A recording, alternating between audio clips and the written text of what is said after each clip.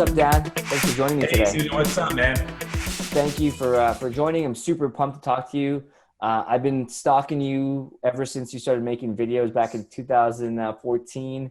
Um, I love what you're doing in terms of just education, value add, all ungated stuff. And then you're doing training and helping kind of the next generation founder. Can you just tell everybody, for those four people maybe who don't know you, can you just tell people who you are, what you do? Yeah, I mean, so first off, software entrepreneur. I've built 5 companies, exited the last 3, raised venture capital for the last 2. 10 years ago, I started angel investing. So now I've invested over 40 plus companies like Intercom, Udemy, Unbounce, Get Around, some cool Hootsuite. And then for the last 2 years, I've had the extreme privilege of coaching some of the coolest SaaS founders as a business coach. So I coached the founders of ClickFunnels and Carrot.com and ApplicantPro.com and a bunch of cool founders, usually between 25K MRR minimum, that want to scale, and then some that are obviously at 100 million plus. That's through SaaS Academy. And I have one of the #1 YouTube channels for SaaS. 100, like specifically, I mean, it's not that bragging rights because it's only 30,000 subs, but I publish every day, every week for 3 years now, just trying to add as much value as I can to the community. That's a lot of content, over 150 videos if you do it every week, right? And so I don't know how you don't run out of content. I guess you probably run into a lot of brainstorming or topic ideation. It's my clients, man. They ask me questions. I go, that's an interesting perspective. I should probably do a video on that. Nice. I'm sure you get the same question asked a couple of times. You make a video, right? Yep. Awesome. All right. So first video I want to talk to you about is startup exits, right? So privately, you mentioned you have 3 exits yourself. You've helped 50 plus founders exit. 3 of 5 exits, right? 3 of 5 software companies. So that's awesome. Good success rate. So let's before we dive into the specifics, I guess why should people exit? Why should people even care about exiting if they're just starting out? Yeah. So I have this framework I teach around SaaS growth engines, and at the center of it, so like attract, convert, retain, but at the center is called the perfect exit, because I think that most founders build SaaS businesses for someday to have some kind of meaningful liquidity event. The reason why we build, the software businesses, because their multiples and the valuations are so attractive, right, to a buyer, where you can get, 5, 6, 7, strategically, maybe even 10x top line, ARR returns. And so that's, I think, why I think it's important is that without an exit strategy, we don't really know how to create value in the early days. It's going to be valued in the future, right? We were talking a second ago about like service, providing professional services in SaaS companies.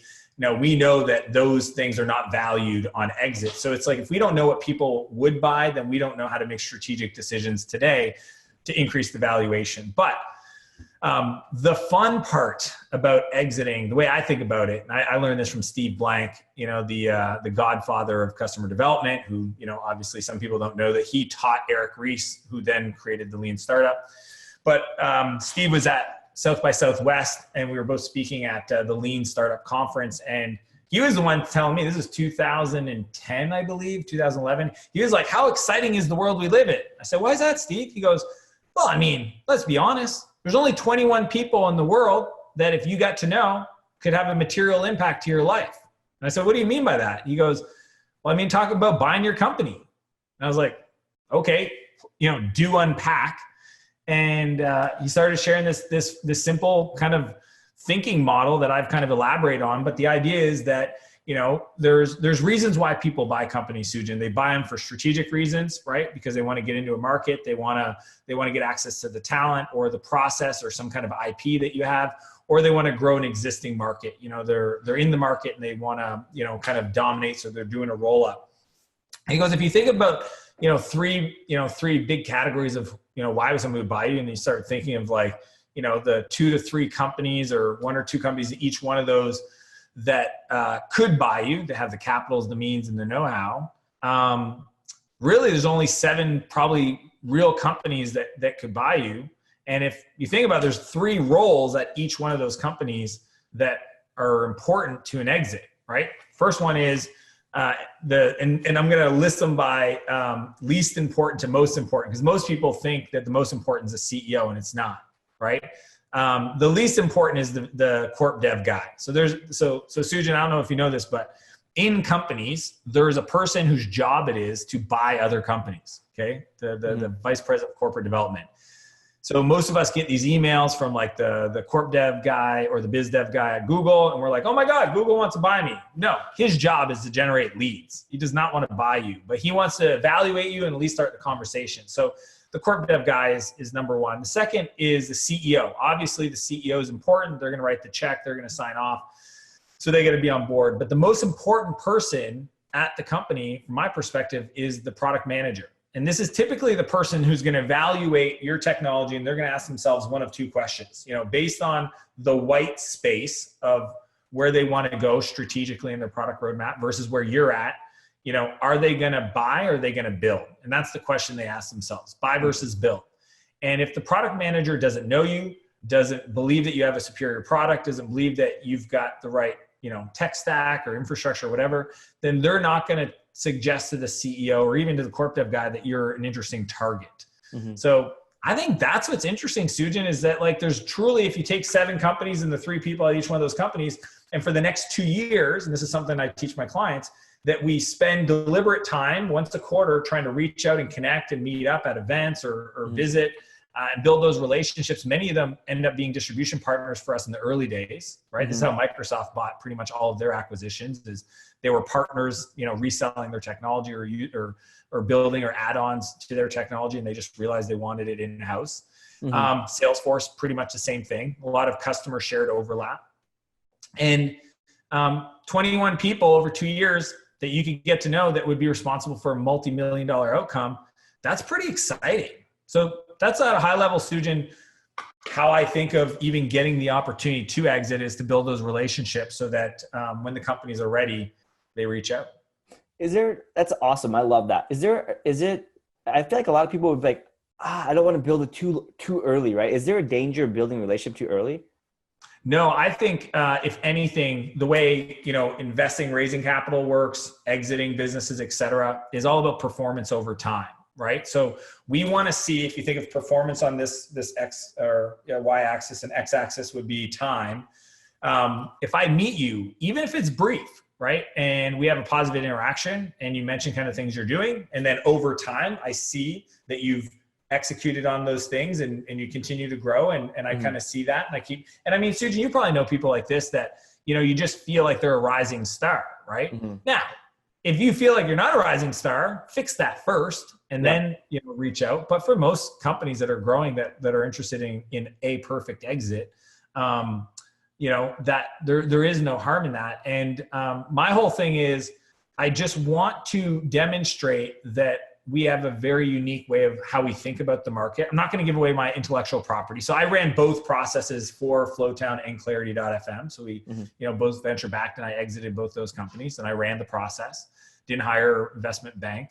And I mean, my whole thing was early as I could at least start a relationship, having them know who I am. And then maybe once a year, you meet them at the annual conference, or you organize a dinner, and you bring people together, and you don't share your secret sauce. You just kind of let them know that you guys are doing well, that you've got some interesting, unique perspectives on the market, and that you're a thought leader. And I think that's what creates these opportunities. Mm-hmm.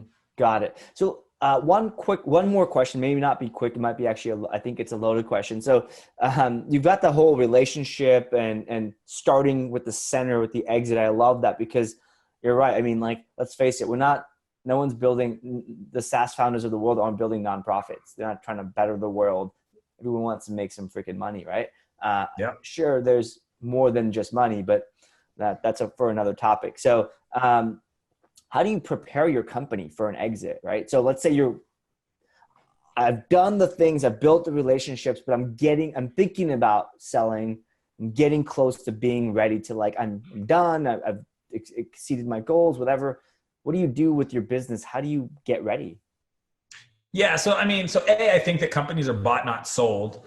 So So just because you're kind of done with the business, you want to, it's better. And that's why I think the relationships and the strategy makes more sense, is you want to create momentum so that people, kind of reach out to you, right? Because that's a lot more interesting from a strategic exit versus a financial buyer, right? So if you go to a broker or whatever, and you're just done, you're selling, it's different.